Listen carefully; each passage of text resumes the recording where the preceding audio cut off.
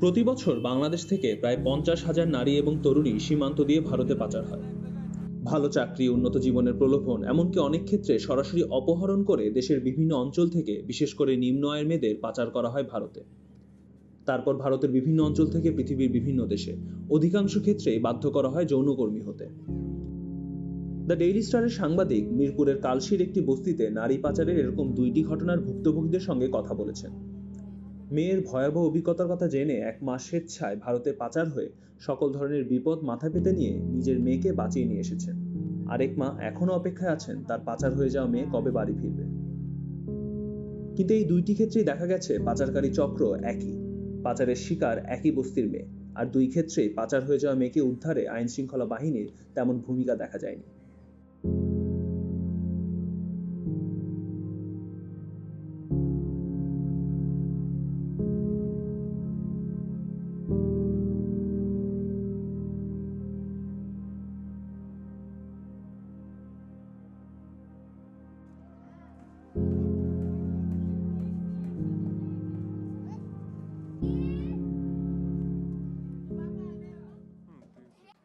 একমাত্র যে করে সেই বুঝতে পারে, আর একজন বুঝতে পারবে না। শুধু শুনে যাবে, বলে যাবে, দেখে যাবে, কিন্তু বুঝতে পারবে না। যার জীবনে এই দিনটা ঘটছে সেই বুঝতে পারবে। তারপর মেয়েটাকে নিয়ে আসার পরে এখন যে পরিস্থিতি, এখন বর্তমানে যে চলছে, আমাদের এই যে রিস্কটা আছে, আমাদের মেরে ফেলবে, ডাইরেক্ট এক কোপে কল্লা আলাদা করে দিবে দর থেকে, এটা তো হুমকি দিচ্ছে। আমি তারপরও ভয় পাচ্ছি না, কারণ রাখে আল্লাহ, মারে কে? একমাত্র আল্লাহই আমাদের সৃষ্টি করছে। কিন্তু আমি এটা শেষ পর্যন্ত আমি এটা ওদের শাস্তি দাবি করব। সব এক পাশে থাকবে। আর আমার মেয়ের সঙ্গে যে ঘটনাটা, আমার সঙ্গে যে ঘটনাটা ঘটছে, প্রত্যেকটা মায়ের সন্তানের সঙ্গে যে ঘটনাটা ঘটছে, আমি এটা একাই, আমি এক সাইডে একতরফায় আমি এটার বিচার চাই। ওপারে যে মেয়ে নিয়ে আসছি, ওটা আমি মনে করি না যে আমার কাছে কোনো কিছু ছিল, কিন্তু তার চেয়ে মনে করেন ভয়াবহ এখন বর্তমানে আমার প্রত্যেকটা মিনিট, প্রত্যেকটা সেকেন্ড, প্রত্যেকটা ঘন্টা আমার এতটা যন্ত্রণায় কাটছে, আতঙ্কে কাটছে, বুকটা কেঁপে যাচ্ছে যে আমার স্বামী সন্তান কখন জানি কি হয়ে যায়।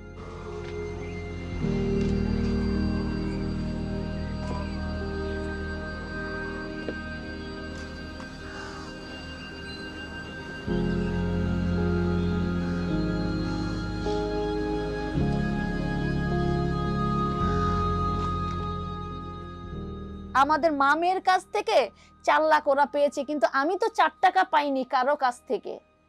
তা আমি কিভাবে, আমি সম্পূর্ণ সব শেষ করে 4 টাকা পাইনি। তারপর আমি তো মেনে নিয়েছি একটা বিচারের জন্য। আমি সব কিছু আরো 10 জন আর 10টা মেয়ের কথা ভেবে আমি মেনে নিয়েছি। নারী পাচারকারী সোহাগ, কালু, বেল্লাল ওদের ধরার পরে প্রথম হুমকিটা দিয়েছে বিথি, ওই নাগিন সোহাগ, নাগিনী হয়েছে ওই সোহাগের মা, আর কাল্লুর বোন। এই হয়েছে প্রথমত হুমকির মূল, কারণ ওর অনেক টাকা পয়সা আছে। হিরোইন সোহাগের মা, কালুর বোন। বিথি হুমকি দিয়েছে প্রথম যেদিন ধরিয়ে দিছি, ওদিনকেই থেকে আমাদের হুমকি দিচ্ছে যে আমরা ঘরে শান্তিতে ঘুমাতে পারবো না। এক রাত্রির মধ্যে 30, 40, 50 জন এসে আমাদের ঘরে এক রাত্রি আমরা শুতে পারবো না, এরকম একটা হুমকি আসছে। তারপর হুমকি আসছে জেলের ভিতর থেকে। সোহাগ, কালু ওরা বলছে, ওরা শুধু একটাই স্বপ্ন ওদের, আমরা যে ক্ষতিটা ওদের করছি পুরো দেশ জেনে গেছে ওরা নারী পাচারকারী, এবং ওদের ব্যবসার ক্ষতি হয়েছে, এবং এই কারণে ওরা আমাদের 6 রান গুলি আমাদের স্বামী স্ত্রী দুজনের আমাদের মাথার ভিতরে ঢুকিয়ে দিবে, শরীরের ভিতরে ঢুকিয়ে দিবে, এবং ধর থেকে আলাদা করে দিবে। ওরা স্বপ্ন ওদের একটাই, শুধু ওরা বের হবে আমাদের জন্য, আমাদের মারার জন্য। জানছি জেলের ভিতর থেকে তো অনেক মানুষ রিলিজ হয়ে আসে, ওরা এসে আমাদের বলে তোমাদের তো একটু সাবধানে থেকো, এরকম এরকম বলছে। ও তো সারাক্ষণ হাঁটছে। 2 জন বলেছে আমাকে। এই যে 4 দিন আগে একজন বলেছে, ওর নাম, ও জেলের ভিতর থেকে আসছে।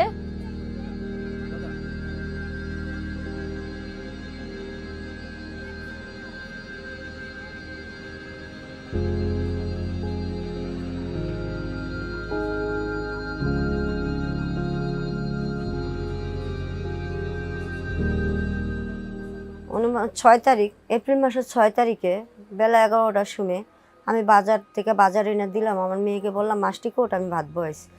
এই জায়গায় কালু, সোহাগ, আমার গেটের ভিতরে সোহাগ, কালু ওই জায়গায়। তো আমার মেয়েরে ডাইকা নিয়ে মানে 10-15 মিনিট পর আমার মেয়ে এসে বলে, মা 100 টাকা দাও, তো 100 টাকা দাও। আমি কি, আমার কাছে টাকা টুকা নাই। তখন আমার ঘরে উপর ঘরে ভাড়াটা আছে রনিকে বললো, রনি কাকা 100 টাকা দাও, তো আমি এক জায়গায় এসে দিতেছি। তখন ওটুকুই আমার সাথে কথা। তারপরে কথা হওয়ার পরে এপ্রিল মাসের 14 তারিখে কালু ভিডিও কলে আমাকে আমার মেয়েকে দেখাইছে, ওই যে জায়গা আমার মেয়েটা বেচে দিছে দালাল চক্র। তখন ওই জায়গা থেকে আমাকে ওই দালালের মাধ্যমে আর কালু দালালের মাধ্যমে কথা বলাইলো তো আমার মেয়ে বললো, মা আমি একটু আমার মার সাথে একটু পার্সোনাল কথা বলবো। কালু বলল কি, না পার্সোনাল কোনো কথা না, কথা যা আছে আমার সামনে কথা হইব, তোর মার কাছে কোনো, তোরা কী কইছে শুনছ? তা আমার মেয়েরা ভয় দিয়েছে, তোর ভাই আছে, তোর মেয়ে আছে, তোর বাপ হেনে, তোর মা হেনে, কোনো মেয়ে গো মাইরালাম, তুই যদি ওই জায়গার কোনো কিছু হেনে কর। তখন আমার মেয়ে চোখ রাঙানি দিল মতন, আমার মেয়ে 2 চোখের পানি টকতলায় হেলায়। আমি তো মা, আমি তো বুঝতে পারি আমার মেয়ে কদ্দূর সুখী আছে, কদ্দূর কী আছে। তখন আমার মেয়ে বললো, মা এটুকুই বললাম, কারণ তোমরা যে ইয়ের কথা, তুমি যদি শোনো তুমি মেরে লেবো, আব্বাই যদি শুনে আব্বাই গলা কাটতে লাগবো। তখন আমি বুঝতে পারলাম, তখন আমি কালুরে গিয়ে হাতে ধরি, পায়ে ধরি, কালু যা হয়েছে ভাই, তুই আমার মেয়েটার আয়না দে, আমার নাতিটা অনেক অসুস্থ। এখন আমি তারপরে নাগিনীর কাছে গেলাম, বিথি নাগিনীর কাছে গিয়ে বললাম, আপা আপনার বাইরে কোন ওই যে ভিতরে আছে, আমার কাছে নাম্বারটা আছে, আপা আপনি কোন নাম্বারটা মোবাইল করলে কইছে, কালু মোবাইল করলে আমার মেয়েটা দিয়ে দিব। আপনি কোন আপা, আপনি আমার মা হইলে আছেন, বোন হইলে আছেন। আমি গিয়ে নাগিনীর পাউডি ধরে বসি, বা নাগিনীকে আমি কিছু করার নাই, আমার ভাই আইবো তারপরে করব, তুমি যাও, পত্রিকা করো না, পেপার করো না, সাক্ষাৎকার দিও না, তোমার মায়ের ক্ষতি হইব, তোমার কিছু হইব না, তোমার মায়ের যে ইন্ডিয়া আছে। তখন আমি আরও বেশি ভাঙিয়ে বললাম, যদি আমার মেয়েকে আমি না দেখি, লাশও দেখুন না। তখন আমি কি করলাম, আবারও ওর বউর কাছে গেলাম, ওর বউ আমার লোকের যাতা ব্যবহার, কালুর বউর সাথে গেলাম, কালুর বউ আমার পাত্তা দেয় না, কেউ আমার পাত্তা দেয় না। হ্যাঁ, আমাকে হুমকি তো ডাইরেক্ট, কালুর বউ আমাকে থানার থেকে ধরছে, আমার জামাইরে বেচতে দিস, বাড়ি ঘর বেচা জামাইরে নিয়ে আমো, আমার বাইক না নিয়ে আমো, কারণ তুই জামাই নিয়ে সন্তান নিয়ে কেমনি থাকস দেখিয়ে দিবি। থানায় বললাম সিউটিকে মামলাটা দেন, আমার মেয়েটা আইনা দেন।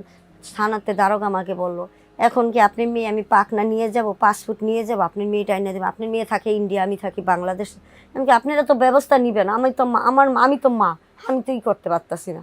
তখন পুলিশ আমাকে বললো, কিভাবে আমি করতে যান, সিউটির কাছে যান। আমি সিউটির ঘরে গেছি, আমি সিউটির এনে গেছি, আমি স্বরাষ্ট্র মন্ত্রণালয়ে গেছি, আমি পররাষ্ট্র মন্ত্রণালয়ে গেছি, আমি হেড অফিস গেছি, সব জায়গায় আমি আবেদন জানাইছি, দরখাস্ত দিছি। তখন দিতে আমি এখন পর্যন্ত দিতে আছি। আমার মেয়ে 2 দিন পরে মোবাইল দেওয়ার পরে, মা আমার আশা ছেড়ে ধরতে, আমি আরও হয়ে গেছি। তারপর আমি স্বরাষ্ট্র মন্ত্রণালয়, আমি স্বরাষ্ট্র মন্ত্রণালয়ে যাবো, আমি শেখ হাসিনার কাছে আবেদন জানাম, আমার মেয়েটা যে আমার বাংলাদেশ এনে দেয়, আমার বুকে যে এনে দেয়, ওর মেয়েটার কাছে এনে দেয়। তখন বললো, তারপর গেলাম স্বরাষ্ট্র মন্ত্রণালয়ের কাছে, কাগজটা দিয়ে এলাম। তারপরে 1 মাসের 12 তারিখে দিয়ে এলাম। ফিরে যে গত মাসের 4 তারিখে আমার নাম্বারটা নিল, নাম্বারটা নিয়ে আমার মেয়ের ছবি নিল, আমার মেয়ের ছবি নিয়ে তারপরে পরের দিন 5 তারিখ আমার মেয়েটা উদ্ধার করলো। আমার মেয়ে এখন বর্তমানে ইন্ডিয়া আছে। ইন্ডিয়ার কোন জায়গায় আছে? ইন্ডিয়া, তার কি ওইখানকার পুলিশ? হ্যাঁ, এখানকার উদ্দেশ্য করছে। আমার মেয়ে এখন জলপাইগুড়ি আছে, জলপাইগুড়িতে আশ্রয় কেন্দ্র আছে। জলপাইগুড়ি, হ্যাঁ জলপাইগুড়ির আশ্রয় কেন্দ্র, হ্যাঁ আশ্রয় কেন্দ্র আছে, পুলিশ হেফাজতে আছে আমার মেয়ে। সরকারের কাছে আবেদন, আমি মিডিয়ার কাছে আবেদন, আমার মেয়েটা আমি কবে পাবো। এর জন্য আমি, আমার নাতিটা যখন 4 বছরের মেয়েটা বলে, মা আমার মা কোথায়, তখন আমি মার কথাটা বলতে পারি না। আমার নাতিটা বলে আজকে আসবে, আমি বলি এখন আসবে,